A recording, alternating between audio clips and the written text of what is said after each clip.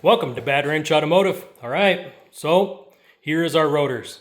I'm going to go ahead in this video and explain the upgrade that we did to this and the reason why certain times you would want this upgrade and other times you wouldn't. Let's go ahead and take a look at this rotor first. I'll explain what I had to quickly do to get this rotor out and change it to the one you guys see now. All right, so here's our rotor. We had to pull our caliper that you guys see up here, and we had to pull our bracket that you see right there. In the next video, we're going to go ahead and clean that bracket up. I'm going to show you guys everything that needs to be done, and I will basically give you guys all the details. Here is our rotor, and this is an upgraded rotor. If you guys can't tell, this surface is different than what you might get at a traditional auto parts store. These rotors are designed to release gases and clean the pads.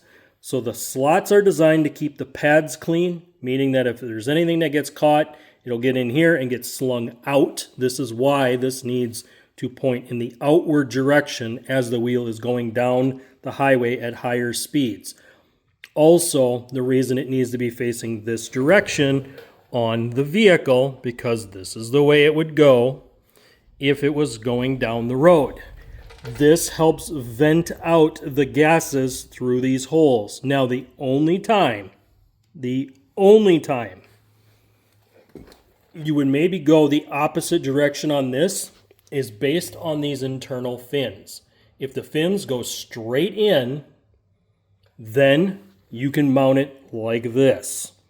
If the fins inside are at an angle, that angle must match the outward rotational direction of the wheel going at highway speed. I know that gets really confusing, so let me kind of break this down as easy as I can.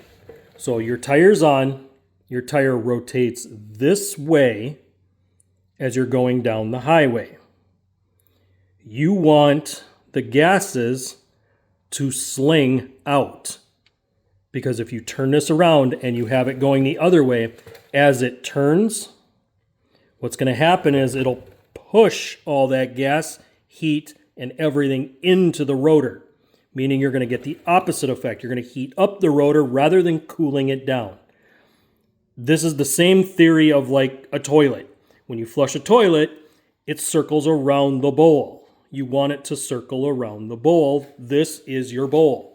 So as the tire rotates around, you want it to sling off that gas, that heat, and any contaminants. You want it to come out. So if you have straight vents, you want these slots and holes slinging to the back of the vehicle. If the fins are opposite of what these are, normally I wouldn't buy those rotors. But if they are, the fins have to be pointed towards the back. On very high performance setups, you may see it to where these vents don't always line up with the holes. They should, but it doesn't always happen that way. I choose to go with a rotor that has straight vents drilled and slotted for the direction that I want to put them on. If I put this one on the passenger side, this is the driver's side, guys.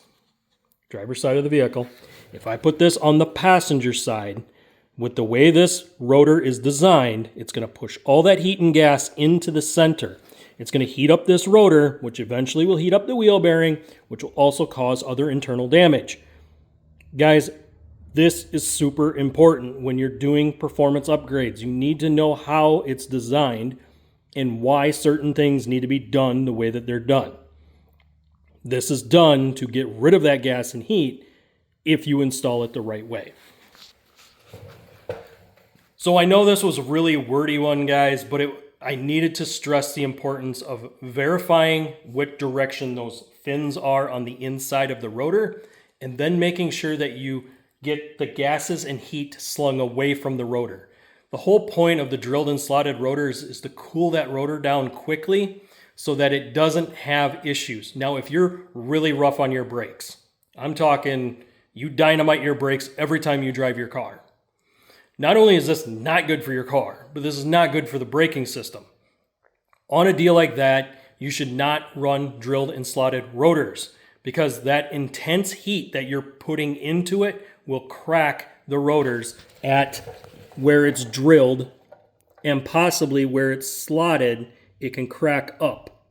So if you're one of those people that drive your car literally like a race car every single place you go, don't do drilled and slotted rotors. Go with the standard rotor, but realize you're going to heat soak them and you're going to be replacing them every single time. It comes down to a personality or a personal choice. You can either choose to be nicer to your brakes and they'll last longer, or you can be race car beating on them and expect them to burn out quickly. It all depends on what you're comfortable with and how much money you're willing to spend.